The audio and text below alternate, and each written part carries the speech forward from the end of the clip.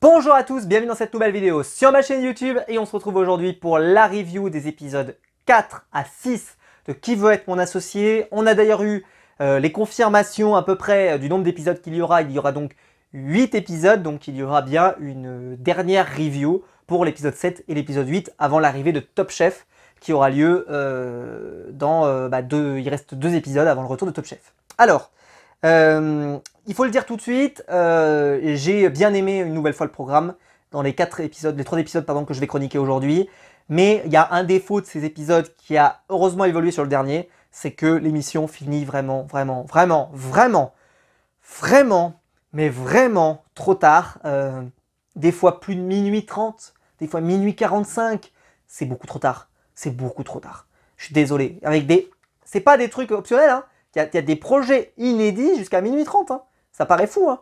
Donc là-dessus, je pense qu'M6, je sais, il y a le replay. Je sais, je suis un vieillard quand je dis ça, je sais. Mais quand même, est-ce que je rattraperai vraiment? Je suis pas sûr. Et c'est vrai que là, il y a eu des fois, je me suis dit, waouh, quand même quoi. Finir aussi tard, ils sont fous quoi. Bon, peu importe.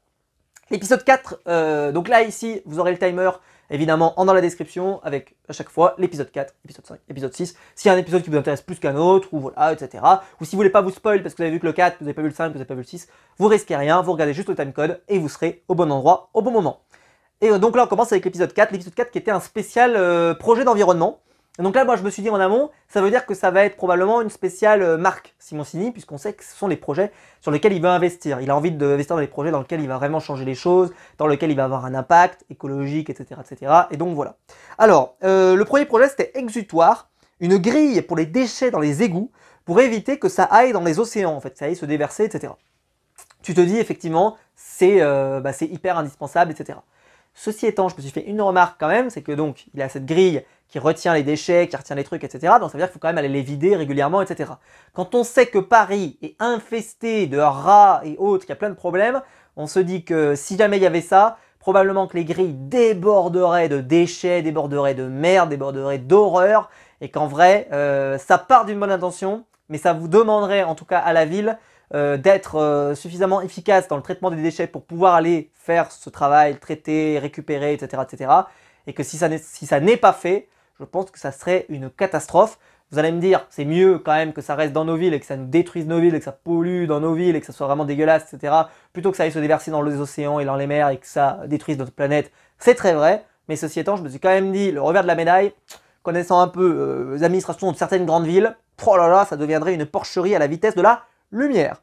Mais là, ils sont donc au tout début de la commercialisation et ils annoncent que 1% du parc des choses qu'ils exposent, qu'ils installent, pardon, sera renouvelé tous les ans. Donc ça veut dire qu'une fois que c'est installé, il y a aussi le côté où on renouvelle, etc. C'est pas ad vitam aeternam. Alors, ils demandent 50 000 € pour 8%, ce qui fait qu'on est vraiment au tout début, donc la valo est pas trop élevée. Et Anthony Bourbon, pense que lui, il faut réunir plus d'argent.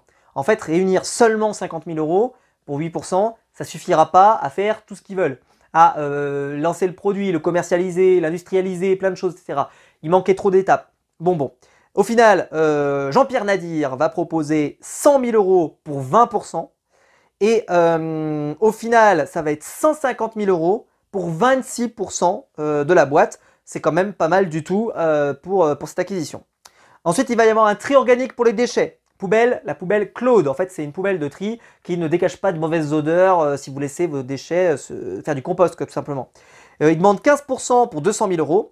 Et au final, Kelly Massol et Tony Parker vont mettre 100 000 € chacun pour 30%.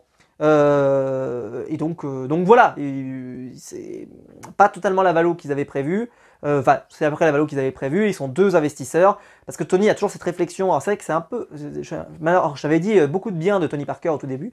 Je vais quand même revenir un tout petit peu sur ce que j'ai dit. C'est que Tony Parker, par contre, il a une tendance à ces derniers temps, c'est vrai, à se répéter. Souvent, quand vous l'écoutez, il commence toujours comme ça. Il te dit: j'ai bien aimé votre speech, vous avez une belle énergie, une belle vibe, c'est plutôt cool. Moi, j'ai un problème avec le pourcentage. Moi, 5%, je me sens pas investi et donc j'aimerais plutôt au moins 10 ou 15, etc. C'est vrai qu'il se répète souvent. Voilà, c'est dommage, parce que les autres, tu vois, ils essayent de dire des choses différemment. Tony, ça reste pertinent ce qu'il dit, hein, mais c'est vrai qu'il y a un sentiment de répétition. Si par exemple quelqu'un se fait les 6 épisodes d'un coup, là, juste comme ça pour s'amuser, faut se les faire, mais voilà, si tu fais les 6 épisodes, à mon avis, tu vas trouver que Tony Parker, t'as l'impression qu'il radote. Alors que les projets sont différents, les trucs, mais en fait, vu que sa remarque et sa principale demande est toujours la même, forcément, ça fait un peu répétition. Ensuite, alors ça c'est le projet, alors ça, incroyable.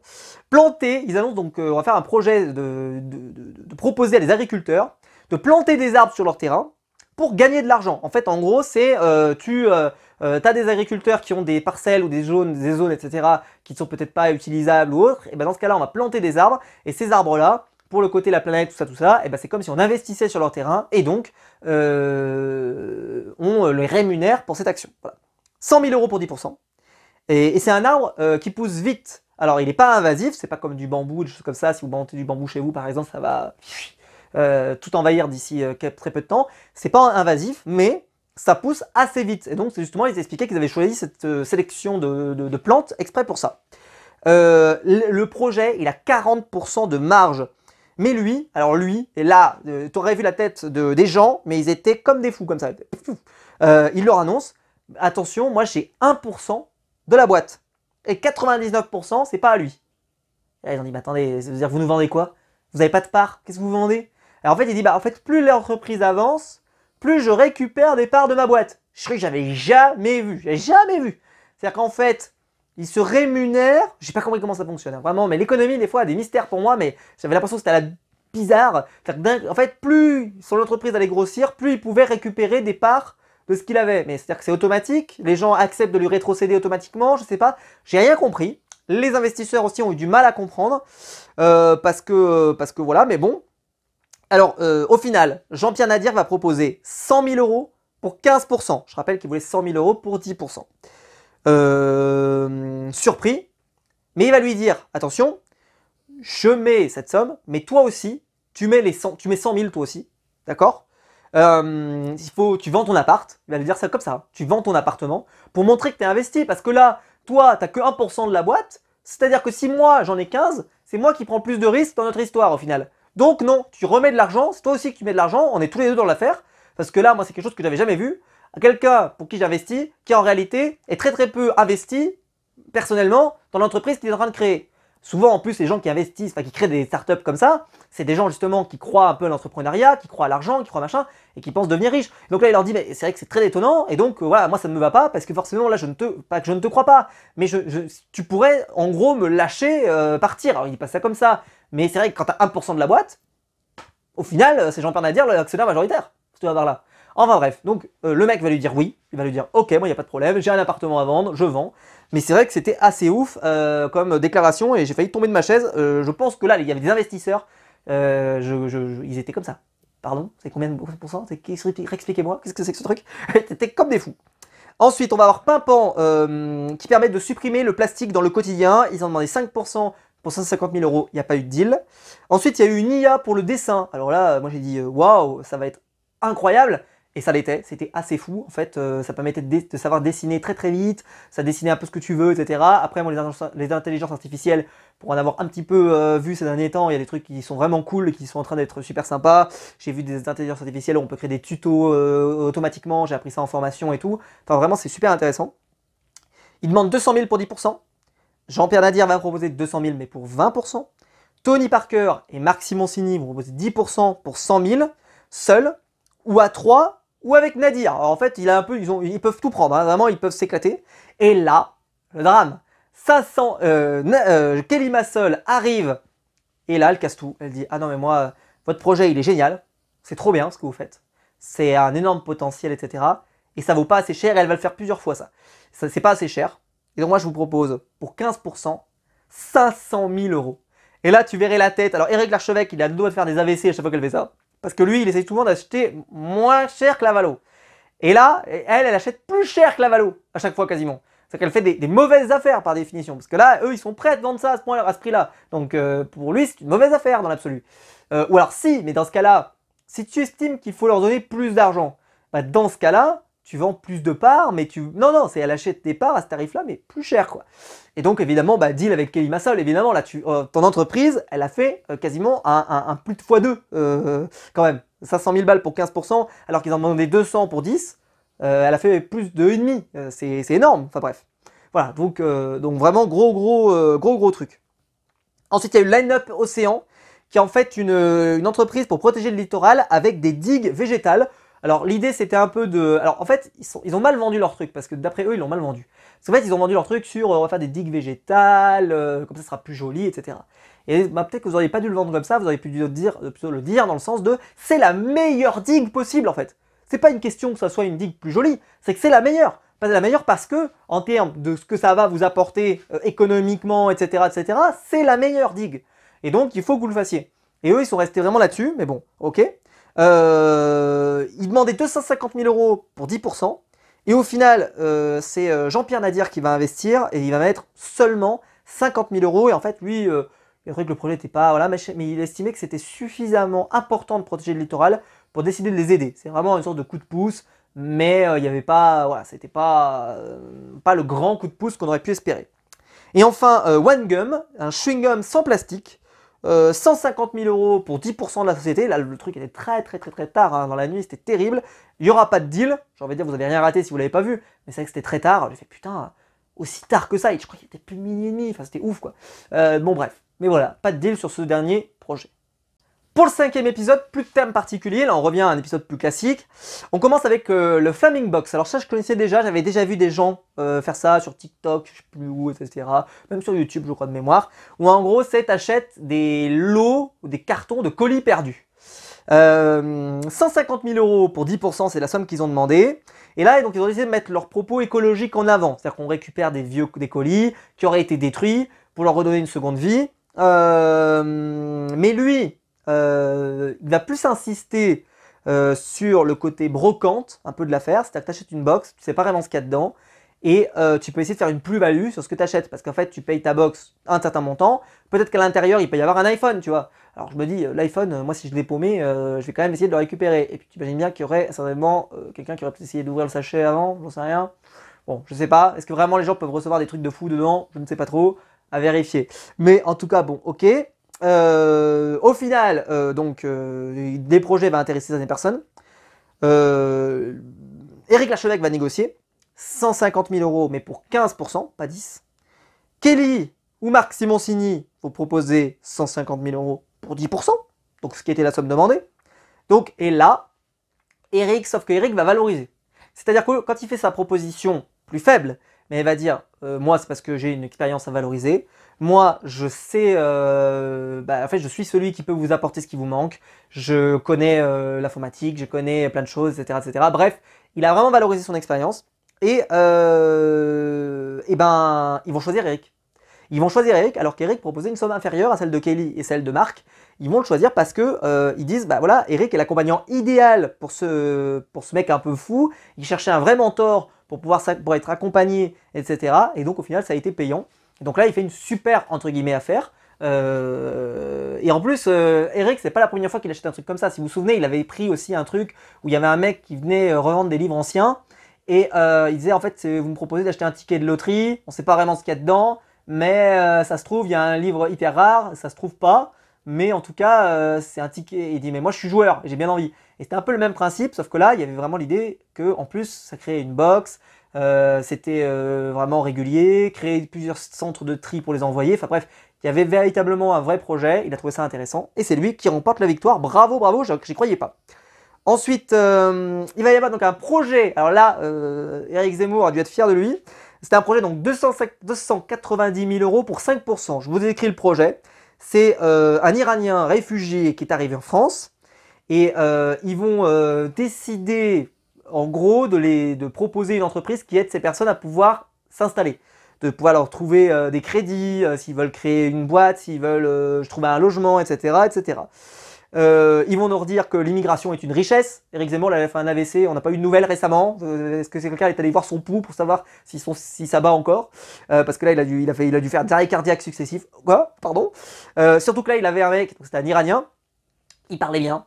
Tu sais, il n'était pas bardé de problèmes divers et variés. C'était quelqu'un, voilà, quelqu'un qu'on pourrait dire, qui a fait le chemin de on s'intègre, on montre le meilleur de soi, on est là pour apporter de la richesse en France, on est là pour... Enfin bref, tout ce que les gens qui sont peut-être parfois un peu contre l'immigration de base, juste voilà, stricto sensu, peuvent ne pas voir que ça peut être aussi négatif, tombons pas de l'arbre, mais ça peut être aussi positif, parce que là on a des gens qui veulent vraiment créer des choses, qui veulent, voilà, et c'était assez intéressant, voilà. Et c'est Anthony Bourbon qui va les aider. Ça me fait rire parce que Anthony Bourbon qui a de la misère, etc., alors que c'est plutôt le plus gros requin de l'émission, ça m'a fait rire. Mais en fait, lui, il a dit que justement, à une époque, lui aussi était dans cette situation. Alors, il n'était pas migrant, mais par contre, il était quasiment SDF, il vivait chez une amie, etc., et personne ne lui prêtait, personne ne voulait lui prêter. Donc, il comprend cette situation qu'on ne peut pas te prêter. Et donc, il a décidé d'investir. Et donc, voilà. Mais bon, c'était quand même intéressant. Mais voilà, le bon deal. Ensuite, il y avait une bière pour sportifs qui a été proposée, et là, le jury va le massacrer. Alors déjà, j'ai juste posé une question, je trouve ça bizarre. Donc, ils ont dit que c'était une bière pour sportifs. Bon. La bière, on sait que c'est pas très très diète, donc c'est assez, ça peut créer un peu d'obésité, etc., etc. Donc, j'avais une vraie question pour ma part, c'est est-ce que cette bière est vraiment intéressante? Est-ce que cette bière a vraiment du potentiel? Est-ce que cette bière était... Alors, il y avait de mémoire... voilà, c'était quand même validé, il y avait quand même des bons retours, etc., etc. Mais au final, ils vont se faire dérouiller, le jury va être très dur. Le mec va se défendre, mais il va mal prendre les critiques. Et donc, forcément, ça va être encore de pire en pire. Et ça va faire très mal. Ils vont vraiment, vraiment le dessouder. Les marches, ça va pas. Le projet, ça va pas. On comprend pas la ligne. Qu'est-ce qui se passe? Enfin bref, il s'est fait massacrer. Massacrer, un massacre. C'est que là, la bienveillance, c'est pas la caractéristique numéro 1 du jury. Et là, on l'a senti parce que là, c'est vrai que c'était... Enfin, c'est le monde des affaires, quoi. Le monde des affaires, d'un coup, tu prends le mur à 200 à l'heure parce que ton projet, il n'y voit pas véritablement de potentiel et ils te le disent franchement, froidement. Informatruck ensuite, alors c'est le projet qui m'a le plus intéressé de l'épisode. C'était un camion atelier pour réparer l'informatique et le téléphone, un peu comme moi, j'ai de la famille qui vient de Haute-Loire, où là, il y a des villages où il y a quasiment plus de commerce, etc. Et il y a par exemple une camionnette qui passe et qui apporte le pain, par exemple, des choses comme ça. Et bien là, c'est pas le pain que ça t'apporte un technicien handicapé, c'était important pour eux, pour réparer vos appareils informatiques, réparer vos téléphones, etc., etc. Et il se déplace de point en point, c'est-à-dire que c'est plus un endroit spécifique, mais c'est à plusieurs endroits, ce qui fait que tu peux te dire, tiens, dans cette semaine, j'amènerai mon truc, ils se mettent devant des supermarchés, devant des trucs, enfin bref, ils avaient, ou même ailleurs, sur des places, enfin bref.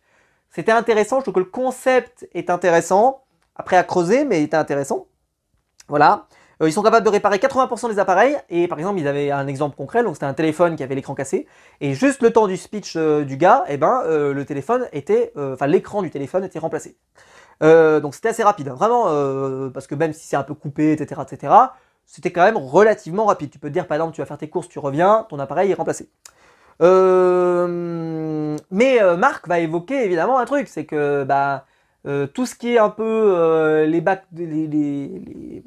éléments d'occasion, etc., etc., il y a une plateforme qui existe qui s'appelle Back Market.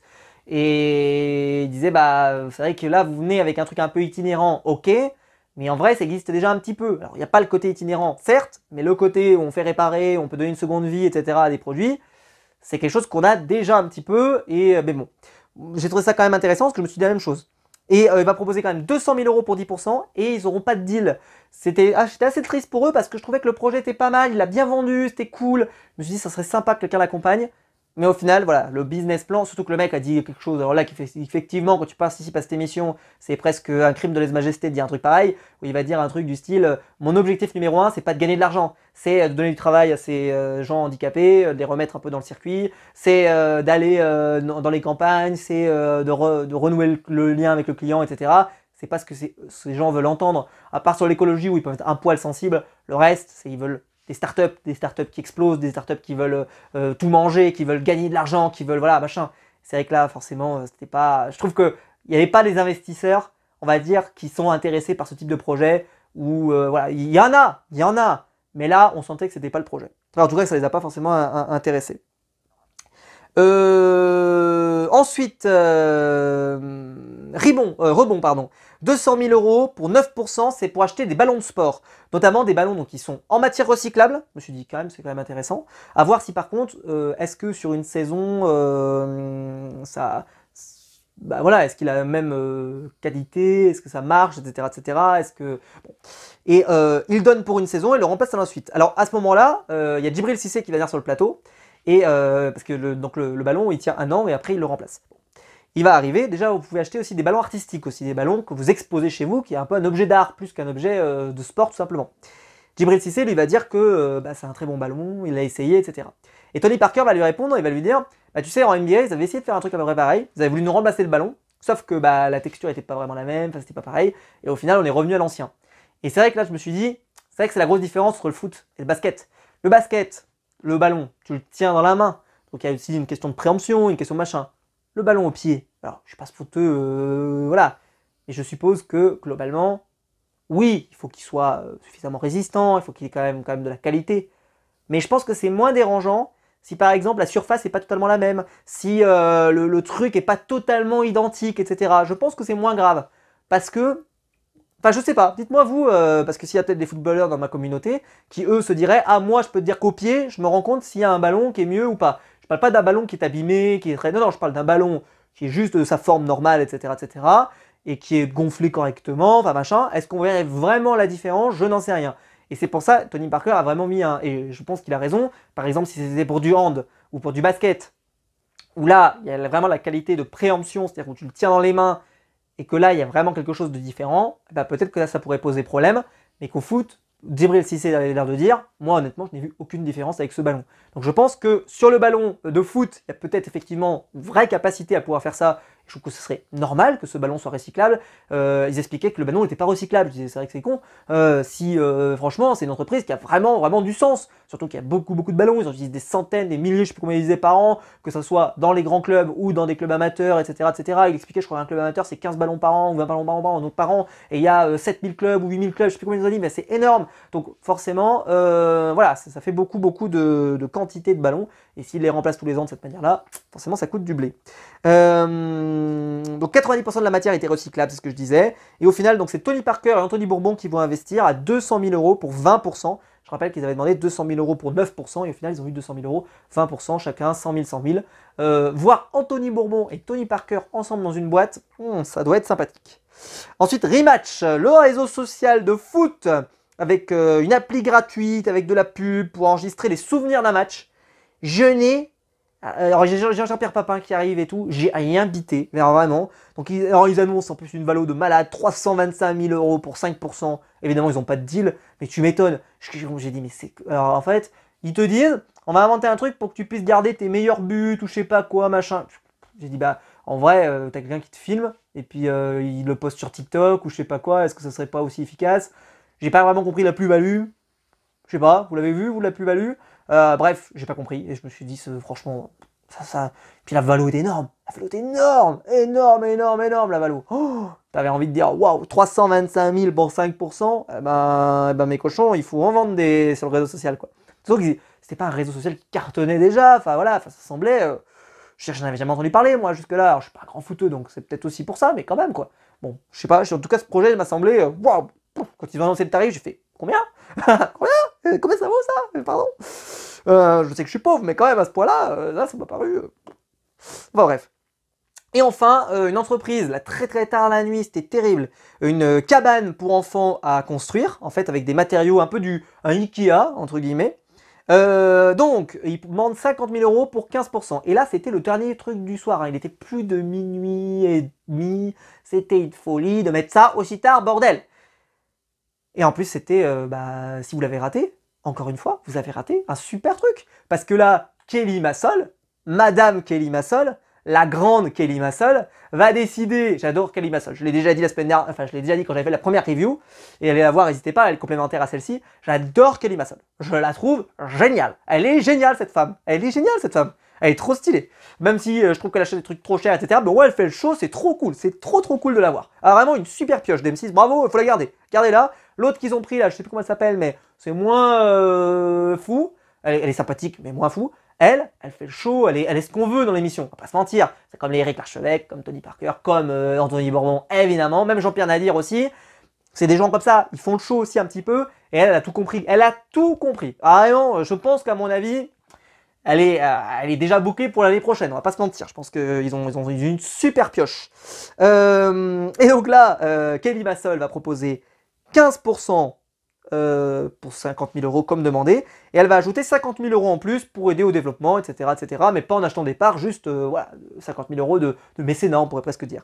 Mais elle dit, mais je vous demande de ne pas écouter les autres propositions, sinon je retire mon offre. Anthony Bourbon style, j'ai envie de dire, elle s'inspire du GOAT. Tu t'inspires du GOAT à minuit 40, bordel, pas minuit 20, je sais plus quelle heure c'était, mais putain, ça tu le diffuses pas en début de soirée et tout. Kelly Massol qui s'inspire du GOAT, mais il faut le diffuser en début de soirée. Bon bref, voilà, elle prend inspiration et donc évidemment elle aura le deal, parce qu'en plus la proposition était super généreuse. Les autres sont Anthony Bourbon sort de ce corps et tout, enfin, c'était génial. Voilà, on s'inspire du GOAT, évidemment, voilà, incroyable.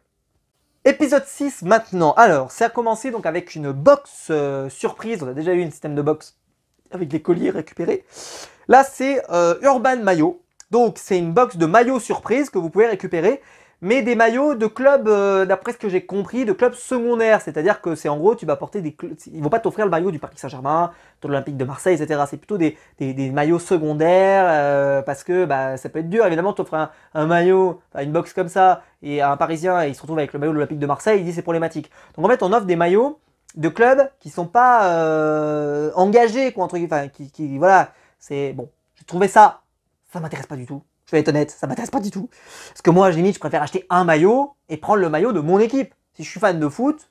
Mais ce que t'as dit Tony Parker, il a eu du sens. Moi, je connais des gens qui ont des casquettes Chicago Bulls, ils n'ont jamais vu un match de basket. Ils ont un polo Chicago Bulls, ils n'ont jamais vu un match de basket. Juste parce que ils aiment bien le style, ils aiment bien la marque. Il a eu raison, il a tout à fait raison. Donc là-dessus, effectivement, ça a du sens. Mais c'est vrai que moi, perso, après, si c'est la marque qui facile, mais je préfère l'acheter limite parce qu'il me plaît. Je ne pourrais pas le recevoir par surprise, c'est ce que je veux dire. Mais ça peut être sympa pour des cadeaux surprises, pour des cadeaux sympas. Je dis pas. Mais bon, c'était quand même cool. Anthony Bourbon, il va quand même leur conseiller, donc il va pas investir, mais il va leur dire, c'est simple, là vous êtes à un moment de votre développement qui est super intéressant, et je pense que vous avez besoin de personne. Donc ne prenez personne. Ok. Kelly va proposer 15% pour 200 000 euros. Et au final, Tony et Kelly ensemble vont faire une nouvelle offre, 30% pour 400 000 euros.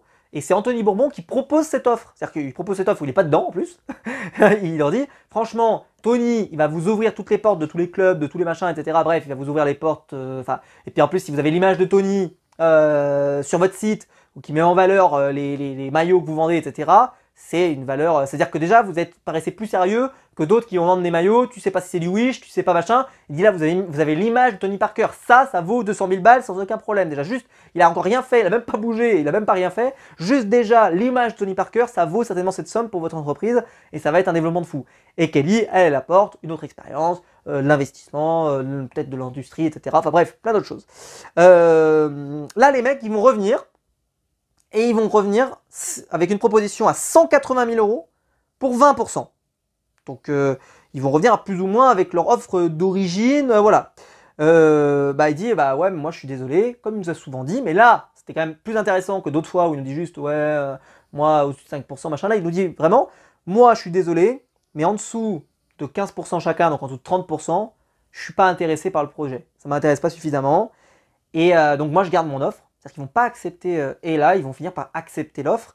Et il y a quand même ce moment un peu où ils leur disent, on le sent, ils leur disent, je ne sais pas si vous vous rendez compte, mais si vous refusez là, peut-être que là, vous faites la pire erreur de votre vie. Il dit, venez pas faire vous plaindre si le fantôme de Tony Parker vient vous hanter dans vos cauchemars, quoi. Parce que là, peut-être que vous faites une grosse erreur de vouloir vraiment vous garder vos pourcentages, etc. Alors que là, vous avez la possibilité de vraiment avoir quelqu'un qui va faire exploser. Et là, vous ratez Tony, vous ne trouverez pas un meilleur investisseur. C'est une façon de le dire aussi, une façon de valoriser l'expertise. Je dis, vous cherchez un investisseur, vous avez le meilleur investisseur possible pour ce projet. C'est l'image de marque, là, vous avez, vous l'avez là. Donc ça a la valeur, ça se paye, donc je suis désolé, on rogne pas, on va pas, non, on n'accepte pas votre offre. Enfin, on va revenir sur notre offre de départ qui finira par être acceptée. Je pense qu'ils ont eu raison, hein, parce qu'ils seraient repartis sans l'offre. Puis c'est dangereux, hein. Tu fais une contre-proposition, t'imagines, ils la refont pas, ils te refont pas la proposition, ils te disent, bah écoutez, bah, vous n'avez pas l'air motivé de le faire avec moi, avec Tony, je vais pas vous forcer la main, écoutez, je retire mon offre, et puis voilà. Il aurait pu le prendre mal, Tony Parker. C'est pas ce qui s'est produit, mais moi je me dis, Tony, tu vois, tu tombes sur quelqu'un un peu comme ça, mais bon. Voilà, voilà. Ensuite, il va y avoir E-Pur, je crois que ça se prononçait comme ça, 250 000 € contre 5% de l'entreprise. C'était une entreprise de fauteuil, enfin de roues à fauteuil roulant qui permet de freiner sans s'abîmer les mains. C'est vrai que je connais assez mal les situations de handicap, on va dire de façon factuelle. J'ai juste noté des choses qui quand même sont assez effrayantes pour ceux qui évidemment, peut-être dans ma communauté, peut-être que j'ai des gens qui souffrent de certains handicaps, et voilà. C'est quand même 2 000 € la paire de roues, c'est 4 000 € de mémoire, 7 000 € je crois un fauteuil roulant. Donc c'est très très cher, hein, ça coûte cher d'être handicapé quand même, hein, franchement. Waouh! Mais bon, et en fait, ce qui montre, c'est que c'est une paire de roues qui se met sur un fauteuil roulant déjà existant. C'est un peu comme, tu vois, tu sais, ton entreprise de Formule 1, ils t'apportent le fauteuil, clac, clac, ils t'enlèvent les roues, ils te remplacent les roues. En plus, ça va très très vite. Ils font ça, ils ont fait une petite mise en scène de tapis de course, etc., etc. Ils enlèvent les roues, enfin, tu sais, de Formule 1, quoi, où ils arrivent, il y a toute l'équipe, clac, clac, clac, en 2-3 mouvements, ils t'ont remplacé la roue, elle a même pas bougé, la fille qui était sur le machin, et elle repart, et là, elle explique qu'en fait, il y a un système, et d'ailleurs, je me suis dit tout le long, mais je me suis dit, mais c'est vrai que ça a toujours existé aussi dans les voitures, où tu as un système où la roue, elle part à l'envers pour justement créer un système de ralentissement, etc., etc. Tu te dis que c'est vrai que ça devrait être, ça aurait dû exister depuis bien, bien longtemps, pour les handicapés. Et là, tu te dis qu'il y a un potentiel énorme, parce que là, il y a des gens qui sont handicapés, il y en aura toujours malheureusement, et donc il y a un potentiel, parce que je pense que ça va régler le problème de beaucoup de gens. Il le dit, il n'y a pas d'équivalent de ce que je propose là. C'est-à-dire que si vous avez une pente, les gamins, ils sont obligés, enfin les personnes sont obligées de tenir la roue pour que ça ne descende pas trop vite, quoi, et de s'abîmer les mains et de se défoncer. Donc il dit, ben là, on a trouvé véritablement une solution à ce problème, c'est un vrai problème. C'était génial, super projet. Ah ouais, moi j'ai trouvé que c'était un projet génial. J'avais envie d'investir dans ce truc-là, pour vous dire. Et donc Eric Archonec va investir 250 000 €, mais pour 10%. Et Kelly Massol va proposer 250 000 € pour 5%, comme il l'avait demandé. Et c'est Kelly Massol qui va remporter la victoire et qui va dealer. Voilà. Je pense que c'était un très bon choix dans les deux cas. Eric, je pense qu'il aurait pu être un bon investisseur. Je me disais peut-être qu'ils vont peut-être lui faire une proposition. Tiens, si tu alignes ton offre à celle de Kelly, ça vous fait 10% et vous êtes à deux, j'en sais rien. Bon, c'est pas ce qui s'est produit. Et puis de toute façon, il avait peut-être pas envie de mettre cet argent. On sait, Eric, il a envie de négocier, il a envie de faire des bonnes affaires. On le voit. Panomano, ensuite, 300 000 € pour 5%. C'est un parc pour enfants avec une ville. Alors ce projet-là, c'est le projet de ma vie. Là, je vous préviens, je vais faire de l'humour noir. Alors si jamais vous n'aimez pas trop l'humour noir, n'hésitez pas à quitter cette vidéo immédiatement parce que vous allez prendre cher. Donc c'est un parc pour enfants qui simule une ville en fait. D'accord? Donc tu as un boulanger, un boucher, je sais pas moi, un plombier, machin et tout. Et les gamins, ils ont des emplois.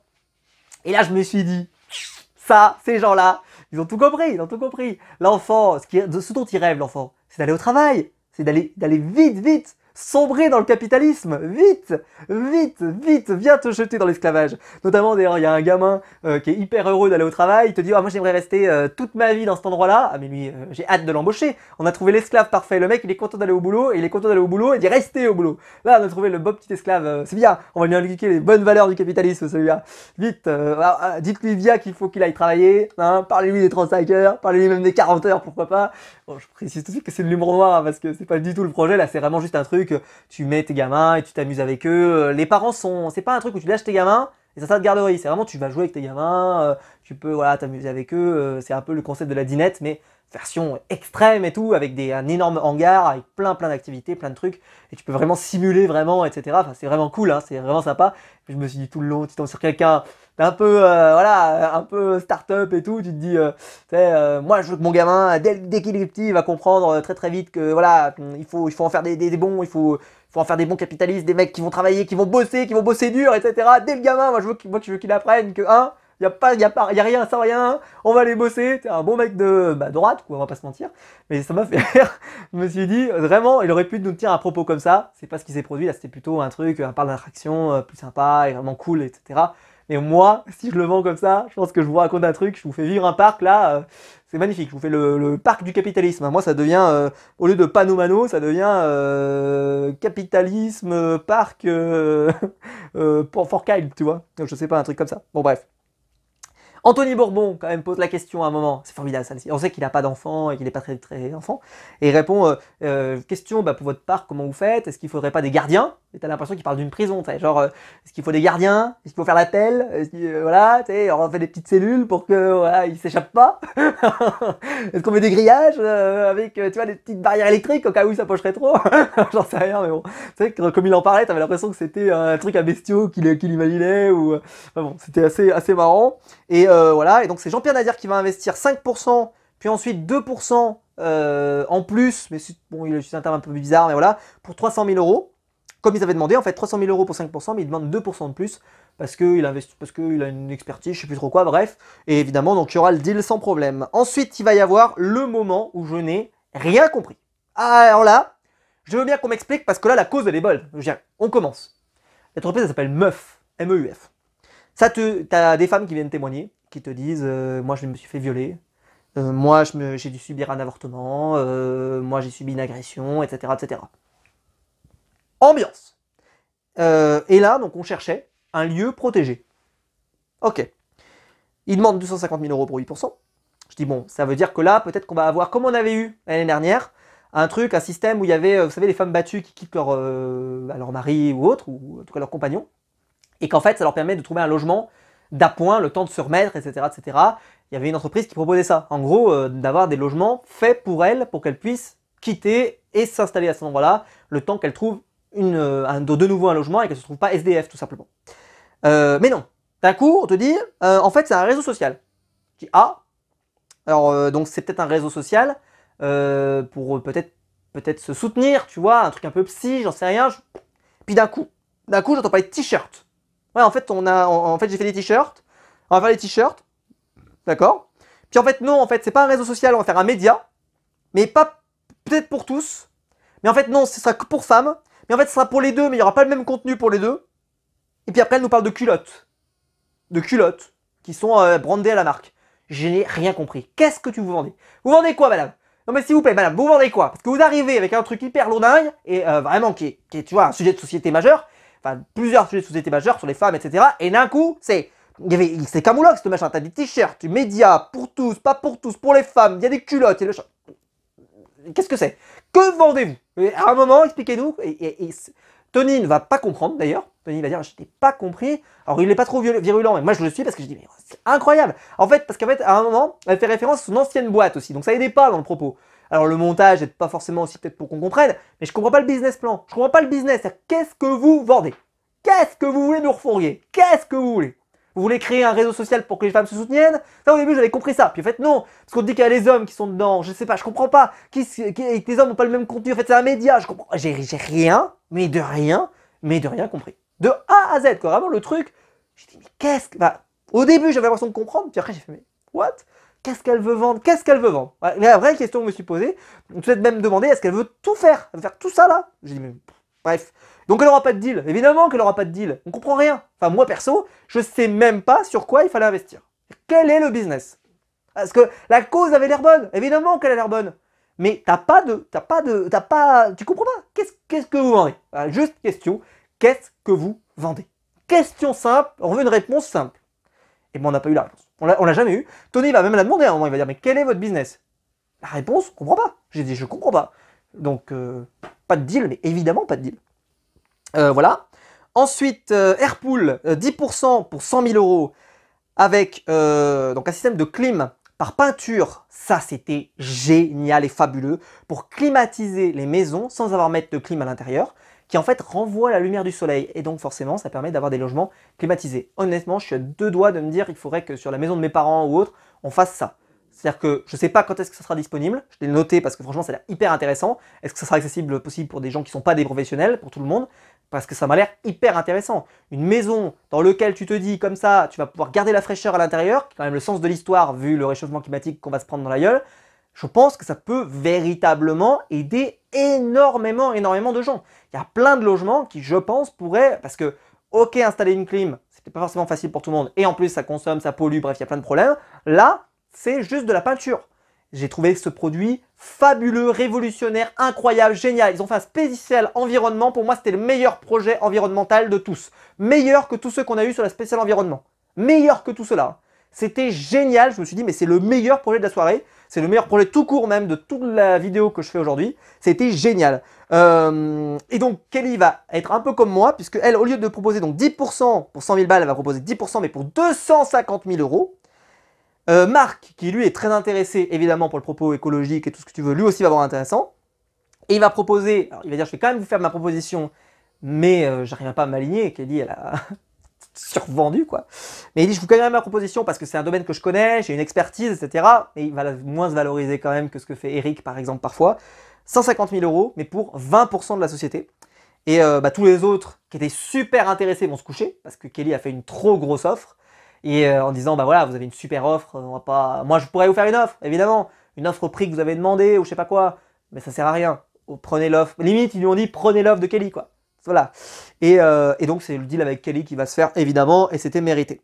Et enfin, le dernier projet, c'était Upfiner. 10% pour 100 000 euros d'une boîte portable dans lequel, en plus, on peut mettre des objets à l'intérieur. Et si vous te les faites voler, c'est-à-dire que si, par exemple, votre boîte quitte votre sac, et ben d'un coup elle va se mettre à sonner et vraiment avec pour éviter que les pickpockets puissent partir puisqu'en fait ça va tellement sonner fort qu'ils vont devoir la lâcher parce que sinon évidemment les policiers vont les arrêter.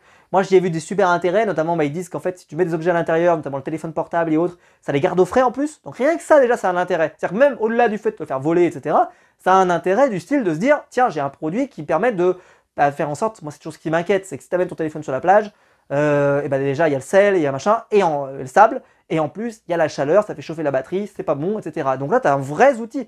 Et c'est pour ça que Marc va vite te répondre, il va dire en fait vous l'avez mal vendu votre truc, parce que vous dites c'est juste un élément qui permet de ne pas se faire voler, ok très bien, il dit mais en vrai il y a d'autres utilisations, et puis on peut le rendre plus joli, parce que là il est tout blanc, brut, machin, il dit en vrai ça peut être un objet assez sympa à mettre dans le sac, un truc cool, là en fait on est au début de votre projet peut exploser, en fait là c'est le moment où il faut que j'intervienne.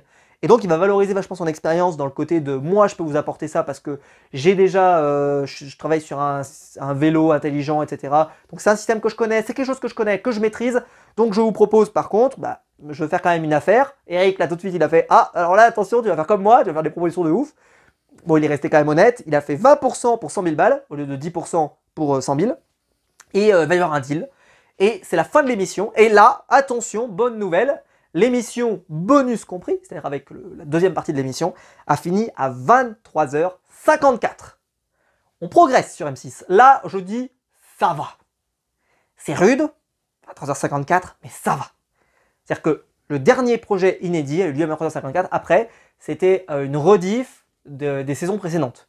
Donc là, bon, ok, j'estime que c'est pas grave de le diffuser plus tard, c'est pas grave. Mais 23h54, dernier projet inédit, je dis, ok. Je dis ok. Ils progressent. Est-ce qu'ils ont écouté les vidéos de Maxime? J'en sais rien, mais c'est possible. Je dis ça. Bon, je dis ça, mais ils ont mis hyper longtemps à réagir quand même, hein, parce que je l'ai dit tout de suite. Hein, donc voilà. Mais c'est vrai que voilà, c'est plus digeste quand même. 23h54. C'est tard quand même. Hein. En pleine semaine, moi le lendemain matin, je me lève à 6h. Hein, donc ça veut dire que je dors moins de 6h. Parce que je vais pas m'endormir tout de suite, tu vois. Mais bon, c'est pas mal. Voilà. Bref, qu'est-ce que je peux vous dire en tout cas comme bilan? C'est que c'est toujours un super programme. Les mecs qui font le show. Les entrepreneurs sont cool, les entreprises sont cool, c'est cash, ça prend pas trop longtemps, c'est rythmé. Par contre, ah ouais ça je l'ai pas dit, c'est bourré de pubs. Et pourtant M6, c'est vraiment les bons élèves là-dessus. Hein. Sur Top Chef, sur Pékin Express, etc. Vraiment où il n'y a pas de pub quasiment. Sur Destination X, il n'y a quasiment pas de pub. Et là d'un coup, il y a des pubs toutes les 20 minutes, toutes les 30 minutes, on dirait TF1, on dirait Koh-Lanta, sans déconner. Et il y en a même peut-être même plus que Koh-Lanta, c'est dire. Si tu commences à dire qu'il y en a plus que sur Koh-Lanta, c'est dire l'état du désastre. Il y en a trop, il y a trop de pubs. Il faut arrêter. Surtout que les pubs sont relativement longues, etc. M6, c'est vrai que d'habitude, il y a des excellents élèves.